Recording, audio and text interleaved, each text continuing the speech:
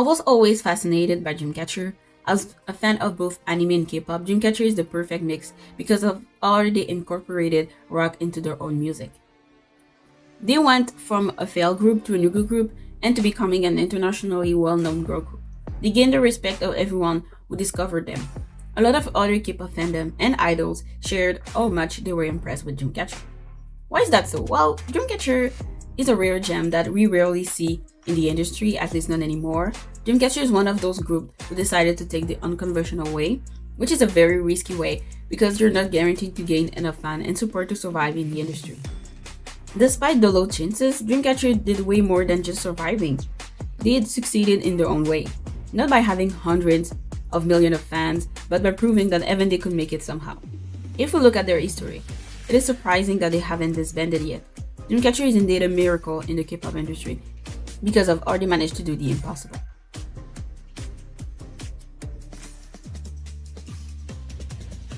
Before becoming Dreamcatcher, 5 of the girls were in a group called Minx. Minx debuted in 2014 under Happy Entertainment, Dreamcatcher's company. The group concept was a concept that was popular at the time and it was cute and bubbly concept, the same one as Twice. Unfortunately, like many other groups who took that path, it was a big flop. You already know how tough the competition at the time for this concept was, and with the success of groups like Twice, Girl Generation, and Different, who did a similar concept, it was impossible for Minx to succeed. The company realized that the group was going nowhere. In addition to that, the members later shared how miserable they were feeling during that era, how much this concept wasn't fitting with their personality, and how much they were struggling in general. Their company decided it was time to stop and disbanded the group. Now very often the story ends there, but in their case, Happy Entertainment didn't give up on the girls. They told themselves that if this world wasn't working, then they should take another one. That's when Dreamcatcher was formed from all the 5 Minx members with the addition of Gayeon and Henda.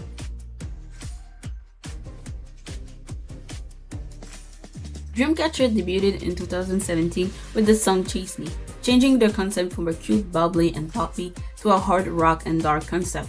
The change was radical, indeed, but the results were good. They gained attention with their hard and dynamic choreography and their unique sound. However, the K-pop industry in 2017 and 2018 was not ready yet for Dreamcatcher's existence. They were, as the expression says, too ahead of their time. Indeed, they were not the typical girl group that we used to see in 2017. Remember, it was still Twice's golden era, and girl crush groups like Blackpink were still new. Therefore, by breaking the status quo, Dreamcatcher was not what people were looking for when they were searching for a girl group to follow. They were the dog sheep of the industry. Coming from a small company wasn't helping because their lack of visibility was even bigger. At this point, the company should have given up, but they kept holding on to the group. Happy Entertainment did good by holding on to the group because their Nightmare series was making heads turn. People became curious and wanted to know more. By having a lore and a storyline, they were making the fans become more and more invested in the group. Their song You and I gained a lot of interest, especially internationally. By the time Puri was out, they had enough fans around the world to go on a small world tour. Unfortunately, unpleasant incidents such as their venue being cancelled happened a few times. Despite the bad luck in their first world tour, Dreamcatcher got enough attention to sign with a Japanese company to make Japanese releases. They made a comeback with the song Deja Vu, which was a song made for a video game, which eventually got its own anime. Dreamcatcher are the one who sang the anime opening. When 2019 ended, Dreamcatcher were not as unknown as they were during their debut era, though they were still what many call a Nugu group. And we all know the destiny of a Nugu group, eventual disbandment. But Dreamcatcher surprised us as not only they didn't disband, but they decided to continue on an even more unconventional path to success. They announced the end of the Nightmare series and the beginning of a new one, the Dystopia series. The Dystopia era is really what saved Dreamcatcher, as they managed to get away from the status of Nuku group. The Dystopia era started with the release of Scream, then was followed by Boca and Other Eyes. Boca is currently their most watched MV with more than 60 million of views, which is a lot for previous Nugu group with which we expected not more than 10 million views, if they are even lucky enough to get this many. It's with this series that Dreamcatcher gained something very important: everyone's respect. From Bang Chan from Stray Kids, ITZY members, Wendy from Red Velvet, and the list goes on, and also other Kpop fandom. We also witnessed the release of many reaction videos of their MV on YouTube. As the views from their MV were going up, YouTube's algorithm was recommending more and more of their songs to other people. As said before, the lack of visibility was really hurting the group, but now Dreamcatcher was more visible than ever in their career. With all that raise of visibility, fans, and popularity, you will expect Dreamcatcher to get their first win, right? Well, unfortunately, Dreamcatcher failed to get a first win in their Dystopia series. To be honest, I was really shocked at this realization, but now I understand why.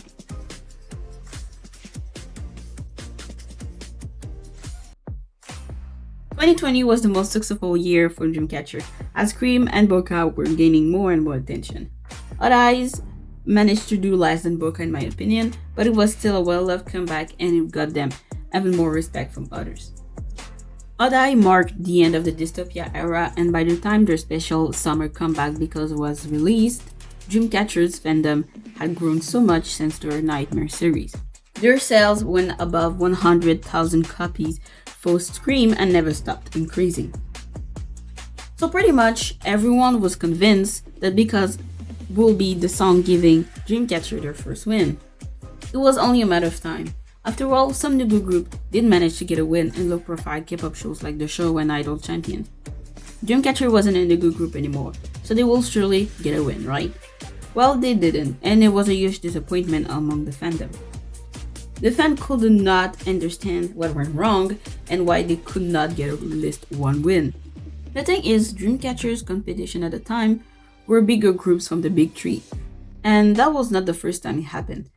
Even during their past releases, their competition during their promotion was tough. Indeed, Dreamcatcher somehow ended up coming back at the worst time possible every time. That was the main theory the fans came up with to explain why they could not get the first win. And they're right, the competition is a big reason why Dreamcatcher could not get a first win. The other reason is because Dreamcatcher fandom is mostly made of international fans, which is very difficult because if you want to get a lot of win in K-pop idol shows in Korea, you need to have enough Korean fans, and that wasn't the case from Dreamcatcher. Therefore, Dreamcatcher failed again in their quest to get their first win. Despite all that intention, all that great releases, and hard work, they could not get one. How the heck would they get their first win then? If the Dystopia series and because didn't get them a win, what would? Therefore, when the Maison era came, there wasn't any hope anymore from the company, from the members, and from their own fandom. The competition during that promotion was even crazier since they had groups like Big Bang, Stacy, and IVE as their competitors. Even I, myself, a fan of Dreamcatcher, didn't believe they would get a win this time at all. But then hope came back as they got a chance to win at the show Idol Champion. And finally, the miracle happened. Not only did they get their first win, but they also got a total of 2 wins during that promotion. Many cried, them, their staff, the Idol Champion staff, their fans, and even random other people from other fandom because they felt touched by Dreamcatcher's story. Their hard work was finally rewarded. If this win didn't happen, it would have eventually been the end of Dreamcatcher. Why? Because you could slowly feel the fatigue the members had. During the beginning of the promotion, their performance was weaker and they looked very tired. After their first win, their performance suddenly improved so much it was noticeable by their fans. Without this win, I think eventually the loss of hope would have been permanent. I would have given them 2 more years max before the company threw the towel, thinking they lost their bet. But that win showed them that they won.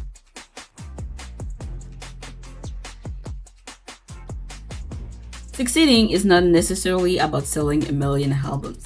Everyone defines success differently. For me, the biggest thing Dreamcatcher managed to achieve is the respect from other idols and fandom have for them. Whoever met them recognized their unique talents. They were also viewed more as artists than idol by both their fans and the public.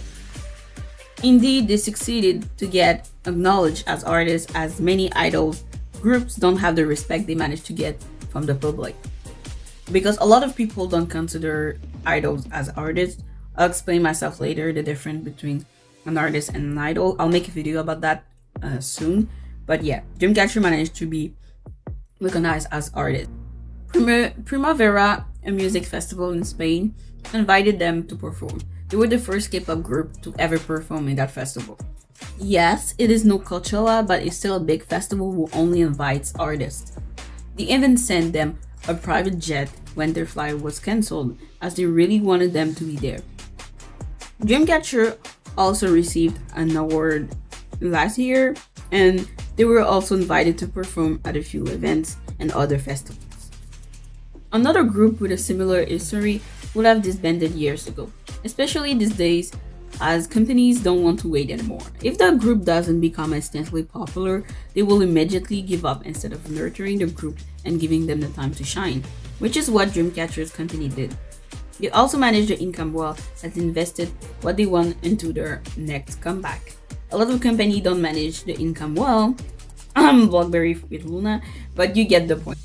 That the X factor of their survival and success was their company's management. To conclude, Dreamcatcher is a miracle in the K-pop industry. They're a group that fascinates me because they on paper should not work, but they do.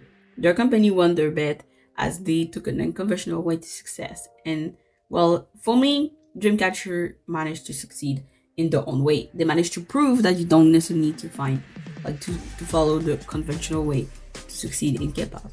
And for a long time, they were the one that was keeping K-pop from being not boring at all. So thank you, Dreamcatcher, for all those 6 years, and I'm really excited to see what you will do next year. As for you guys, thank you for watching. I'll see you in another video. Don't hesitate to subscribe, like, or share the video. Bye!